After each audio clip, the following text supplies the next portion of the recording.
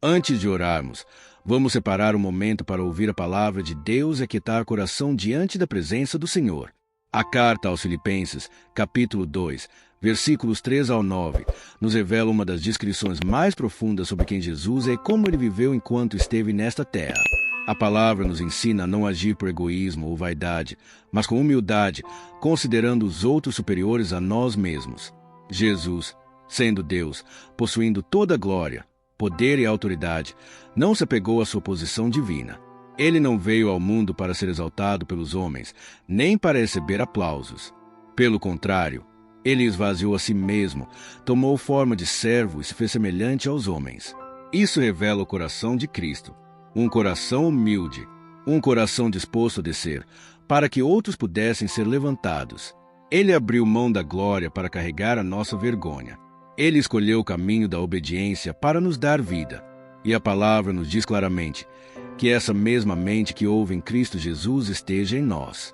Se você deseja ter a mente de Cristo e viver segundo o exemplo dele, escreva amém nos comentários como uma declaração de entrega.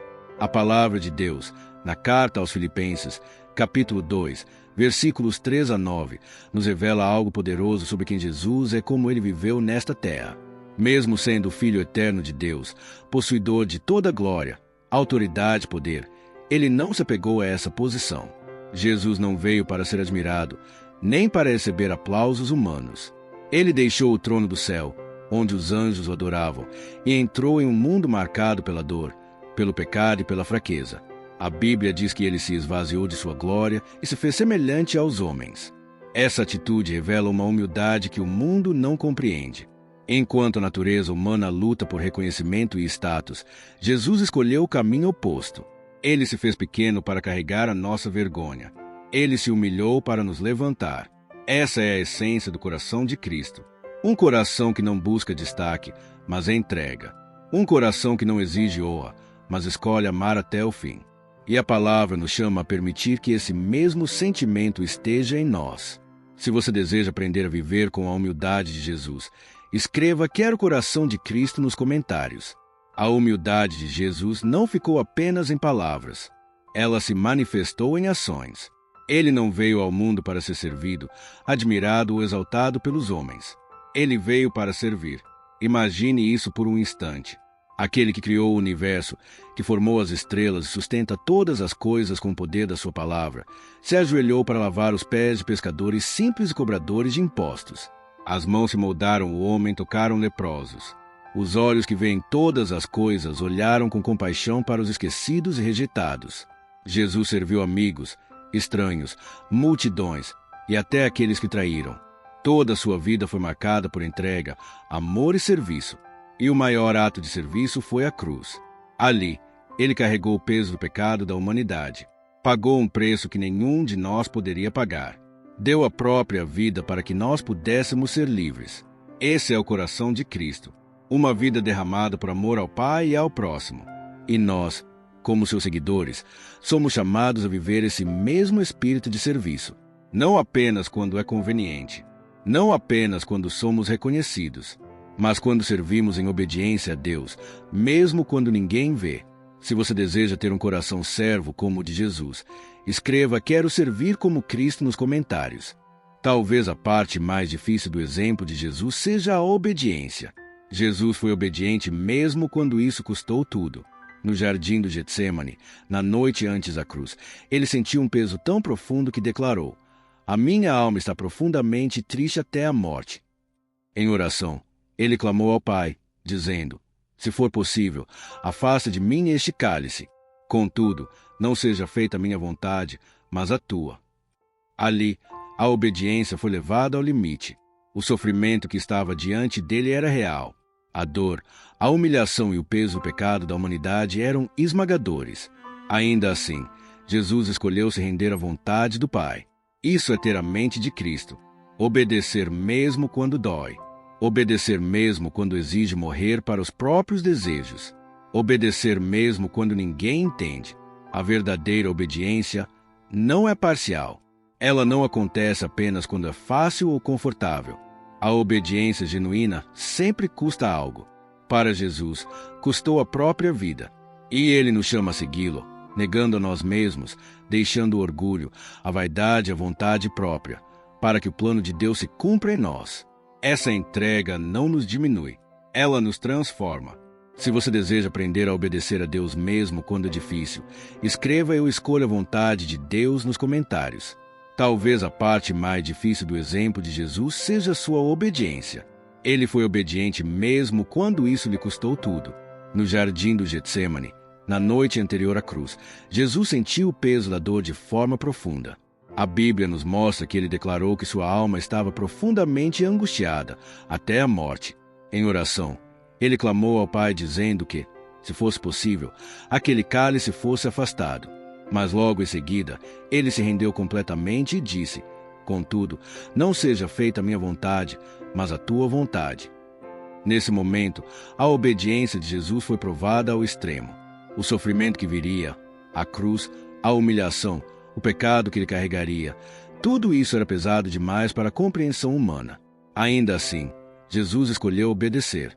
Essa obediência o levou até a cruz, onde ele entregou sua vida para a salvação da humanidade. Isso nos ensina que ter a mente de Cristo é obedecer a Deus mesmo quando dói, mesmo quando custa, mesmo quando exige renúncia. A verdadeira obediência não é parcial. Ela não acontece apenas quando é fácil ou conveniente.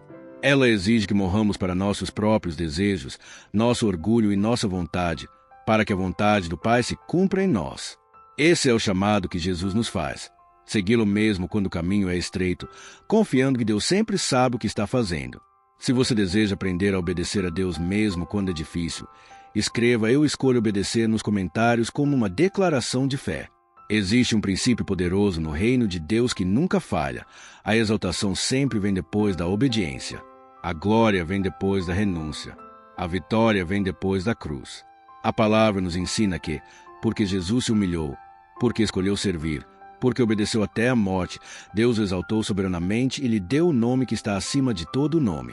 Isso nos revela algo profundo. Deus vê cada ato de fidelidade que ninguém vê. Ele honra cada passo de obediência que custa algo ao nosso coração. O mundo ensina que precisamos nos promover, nos defender e lutar por reconhecimento. Mas o reino de Deus funciona de outra forma. Quem se humilha será exaltado. Quem serve será honrado. Quem perde a própria vida por amor a Cristo, na verdade, a encontra. Talvez hoje você esteja obedecendo a Deus em silêncio, fazendo o certo mesmo quando ninguém reconhece, escolhendo a fidelidade mesmo quando seria mais fácil desistir. Saiba de uma coisa, Deus não ignora isso. No tempo certo, Ele mesmo trará honra, resposta e crescimento. Confie no processo.